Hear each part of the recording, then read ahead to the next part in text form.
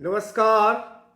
मैं अजय कुमार अलंकार, सेवानिवृत्त अपर निबंधक सहयोग समितियां बिहार पटना, यूट्यूब के साकार चैनल के माध्यम से आपके समक्ष पुनः उपस्थित हूँ।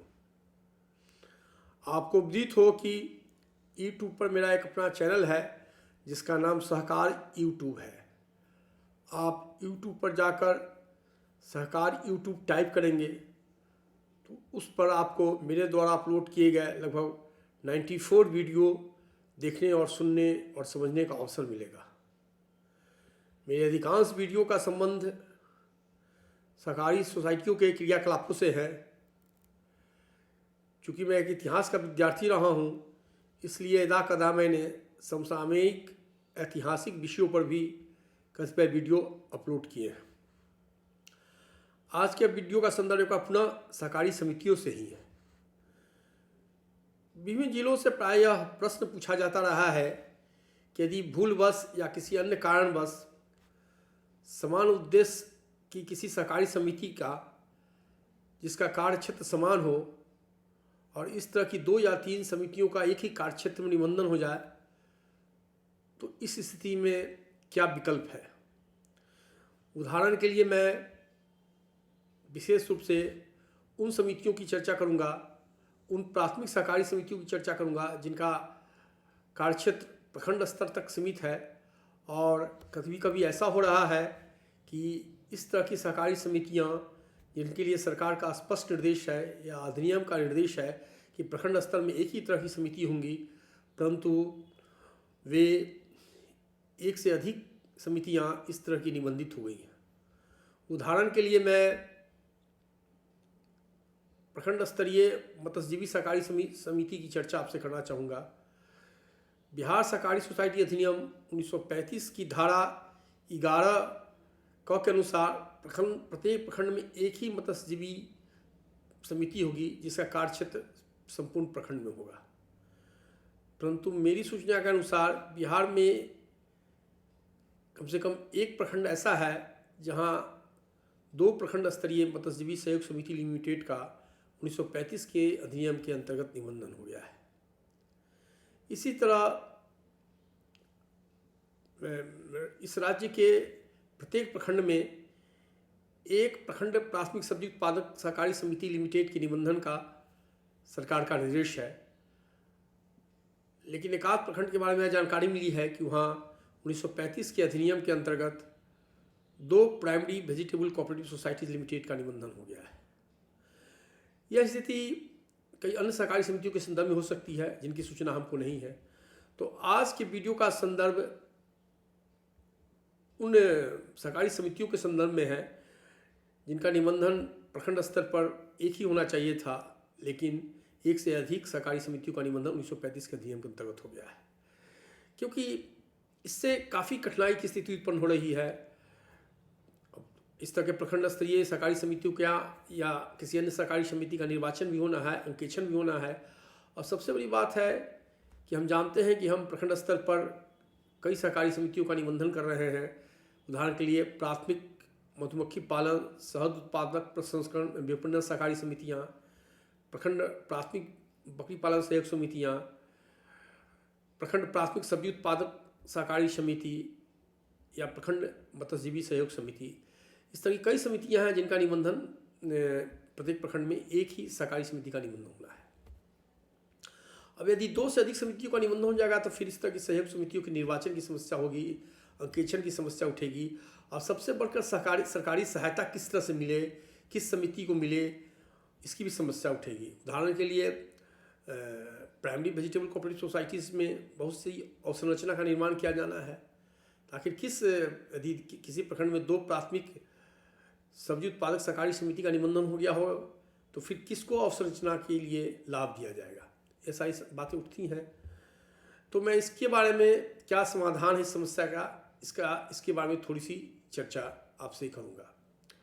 देखिए, इसके लिए 2 विकल्प हैं। विकल्प तो कई हैं, लेकिन मैं जो सबसे सरल विकल्प है उसकी चर्चा करूँगा। शुरुआत में एक विकल्प है कि जिसका निबंधन पहले हुआ हो उसे स्वीकार किया जाए और बाद वाले निबंधन सहयोग समिति को परिसमापन में डाल दिया जाए। परंतु परिसमापन की प्रक्रिया अत्यंत ही जटिल है और यह विवाद का विषय हो सकता है। तो सबसे सरल उपाय है कि हमें बिहार सहकारी सोसाइटी नियमावली 1959 की धारा 38 और के 1959 के नियम 38 और 39 की ओर देखना चाहिए और इसका सहारा लेना चाहिए। या तो नियम 38 का सहारा लेना चाहिए या नियम 39 का सहारा लेना चाहिए। अब नियम 38 क्या है, नियम 39 क्या है, इसकी चर्चा मैं आपसे थोड़ा सा कर रहा हूँ। नियम 38 का संदर्भ है सहकारी समितियों के स्वेच्छापूर्वक एकीकरण से। नियम 38 में बताया गया है कि एक से अधिक सहकारी समितियां कहीं हो तो वे स्वेच्छापूर्वक अपना एकीकरण कर सकती है। नियम 38 के उपनियम 1 में उल्लेख किया गया है कि कोई 2 या 2 से अधिक निबंधित सोसाइटियां इस उद्देश्य से बुलाई गई अपनी सामान्य बैठक में, जिसकी सूचना उन्होंने अपने अपने सदस्यों को कम से कम 7 दिन पहले दी हो, एक समिति के रूप में एकीकृत होने का संकल्प ले सकेंगे। कहने का मतलब है कि नियम 38 के उपनियम 1 के अंतर्गत यह प्रावधान किया गया है कि यदि ये 2 या 3 से अधिक सहकारी समितियां हैं तो प्रत्येक सहकारी समिति 7 दिन की पूर्व सूचना देकर अपने सदस्यों की एक बैठक बुलाएगी, सामान्य बैठक बुलाएगी और उसमें यह निर्णय लेगी कि उन्हें एक ही समिति के रूप में एकीकृत होना है। नियम 38 के उपनियम 2 में है कि प्रत्येक सोसाइटी का उपनियम 1 के अधीन पारित संकल्प इस अधिनियम में आगे प्रारंभिक संकल्प के रूप में उल्लिखित कि 1 प्रति सभी सदस्यों और लेनदारों को दी जाएगी।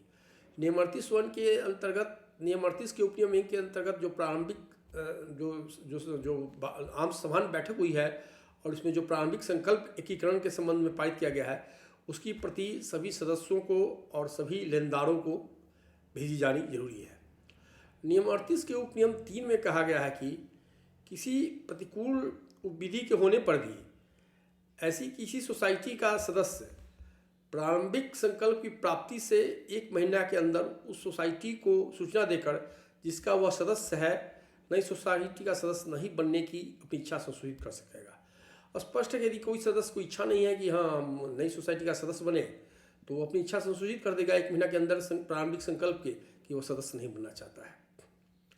अब नियम 38 के उपनियम 4 में कहा गया है कि किसी प्रतिकूल करार के होने पर भी ऐसी सोसाइटी का लेनदार उस सोसाइटी को सूचना देकर जिसका वह लेनदार है अपनी बाकी राशि की वापसी की मांग संसूचित कर सकेगा।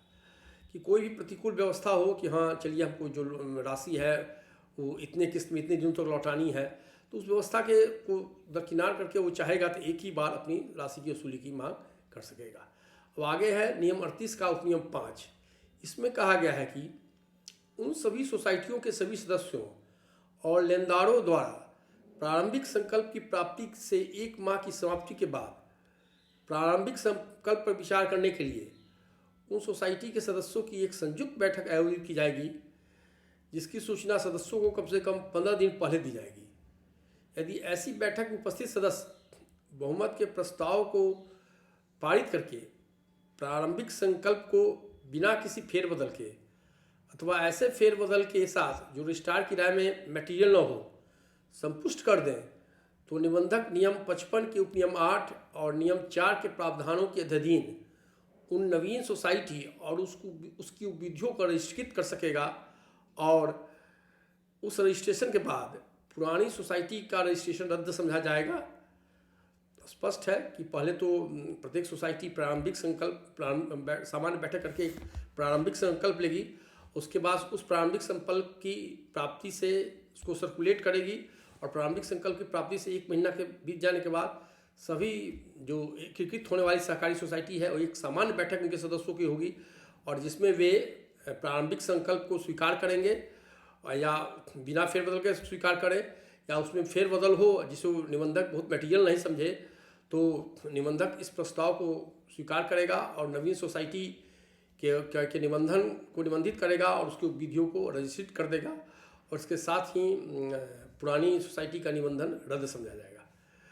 तो इसमें 2 नियम की चर्चा हुई है। एक नियम 4 है, तो नियम 4 के अंतर्गत तो स्पष्ट है कि नियम 4 के अंतर्गत निबंधन की प्रक्रिया है, लेकिन इसमें कहा गया है कि निबंधन नियम 5 का उपनियम 8। तो मैंने पूरा खोजा तो नियम 5 में किसी उपनियम की चर्चा नहीं है। नियम 55, सॉरी मैं भूल गया था, नियम 55 में केवल लेखा बही, पंजी एवं प्रपत्र से की चर्चा है और इसका वो कोई उपनियम नहीं है। और मेरे पास हिंदी बुक भी है जो ईस्टर्न बुक एजेंसी का है और अंग्रेजी बुक भी है एक्ट का जो मल्होत्रा का है। तो ये थोड़ा सा हमको लग रहा है कि जो थोड़ी सी विसंगति आ गई है, इसको हमको देखना चाहिए। यह स्पष्ट रूप से नियम 55 के कहता है कि नियम 55 के उपनियम 8 और नियम 4 स्पष्ट है, निबंधन की प्रक्रिया है, लेकिन नियम 55 का उपनियम 8 उपलब्ध नहीं है। और हम आगे बढ़ते हैं। अब नियम 38 का उपनियम 6 यह कहता है कि प्रारंभिक संकल्प में किए गए फेरबदल तात्विक हैं अथवा नहीं, इस संबंध में रजिस्ट्रार का अभिमत अंतिम होगा। यदि जो सभी सरकारी सोसाइटियों की बैठक होती है और जो प्रारंभिक संकल्प है उसमें यदि कोई फेरबदल करते हैं तो यदि वो तात्विक है कि नहीं इस पर निर्णय लेने का अधिकार रजिस्ट्रार को है। रजिस्ट्रार चाहे तो प्रारंभिक संकल्प में जो सभी सोसाइटियों की संयुक्त बैठक हुई है, उनके समान निकाय की संयुक्त बैठक हुई है, उसमें कोई फेरबदल प्रारंभिक संकल्प में हुआ हो तो उसको स्वीकार करना या न स्वीकार करना रजिस्ट्रार की इच्छा पर निर्भर है।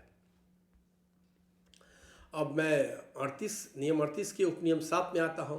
इसमें कहा गया है कि उपनियम 5 में निर्दिष्ट संयुक्त सभा में अन्य संकल्प द्वारा निम्नलिखित के लिए भी प्रावधान किए जाएंगे। एक संकल्प तो होगा कि चलिए हम एकीकरण की बात करते हैं, और अन्य दूसरा संकल्प होगा जिसमें निम्नलिखित के लिए प्रावधान होगा। प्रावधान क्या होगा? पहला, उन सभी सदस्यों की जिन्होंने उपनियम 3 के अधीन सूचना दी हो, शेयर पूंजी का भुगतान। जो सदस्य नहीं बनना चाहते हैं उनको शेयर पूंजी का भुगतान। दूसरा, उन सभी लेनदारों के जिन्होंने उपनियम 4 के अधीन सूचना दी हो, दावों की भरपाई का प्रावधान किया जाएगा। परंतु उपनियम 5 के प्रावधान के अनुसार जब तक प्रारंभिक संकल्प की संपुष्टि नहीं होगी तब तक कोई भी सदस्य अथवा लेनदार ऐसे भुगतान अथवा दावे की भरपाई का हकदार नहीं होगा। अब मैं 38 का उपनियम 8 पाता हूँ। यदि उस समय के अंदर जिसे निबंधन उपयुक्त समझे उपनियम 7 में निर्दिष्ट सदस्यों की शेयर पूंजी का भुगतान न किया जाए अथवा लेनदारों के दावों की भरपाई न हो तो निबंधक नई सोसाइटी का निबंधन अस्वीकृत कर देगा। कहने का मतलब है कि जो नियम 38 है उसके अंतर्गत विभिन्न सोसाइटियों के स्वैच्छिक एकीकरण का प्रावधान है और इसके लिए कुछ सेफगार्ड्स दिए गए हैं। उन सेफगार्ड्स का अनुपालन करके यदि कहीं एक ही उद्देश्य की किसी 2 से 3 ज़्यादा से या 2 से अधिक समितियाँ निबंधित हो गई हों भूलवश किसी कारण से, तो उन्हें एक स्वैच्छिक रूप से एकीकरण करने का एक अवसर है और इस अवसर का प्रयोग करते हुए वे एक नई सोसाइटी का निबंधन नियम 4 के अंतर्गत कर सकते हैं। और यह जो नियम 38 का पावर है, रजिस्ट्रार का पावर है, यह पावर किसी को डेलीगेट नहीं किया गया है। तो मैंने अभी आपसे स्वैच्छिक एकीकरण की बात की। अब नियम 39 पर आता हूँ। यह अनिवार्य एकीकरण की बात करता है। इसमें कहा गया है कि नई सोसाइटियों के निबंधन पर इसमें कहा गया है, नियम 39 में कहा गया है कि सोसाइटियों का अनिवार्य एकीकरण। 39 का उपनियम नियम 39 का उपनियम 1 में क्या कहता है, थोड़ी सी चर्चा मैं आपसे कर लेता हूँ। 2 या 2 से अधिक सोसाइटियों की वित्तीय स्थिति तथा उससे संबंधित यथोचित अन्य बातों पर विचारोपरांत यदि निबंधक का यह समाधान हो जाए कि उन सोसाइटियों का एकीकृत होकर एक नई सोसाइटी बन जाना उनके हित में होगा, तो वह लिखित आदेश द्वारा संबंधित सोसाइटियों की प्रबंध समितियों को उन्हें मिलाकर एक नई एकीकृत सोसाइटी बनाने के प्रस्ताव पर विचार करने के उद्देश्य से आदेश के 6 सप्ताह के भीतर उनके अंशधारों तथा लेनदारों की समान बैठक आयोजित करने का आदेश दे सकेगा। कहने का मतलब है कि नियम 39 के उपनियम 1 के अंतर्गत रजिस्ट्रार को पावर है कि 2 या 2 से अधिक सोसाइटियों को एकीकृत करने के लिए लेनदारों और शेयरधारकों की समान बैठक बुलाने के लिए संबंधित सोसाइटियों की प्रबंध समिति को निर्देश दे सकेगा।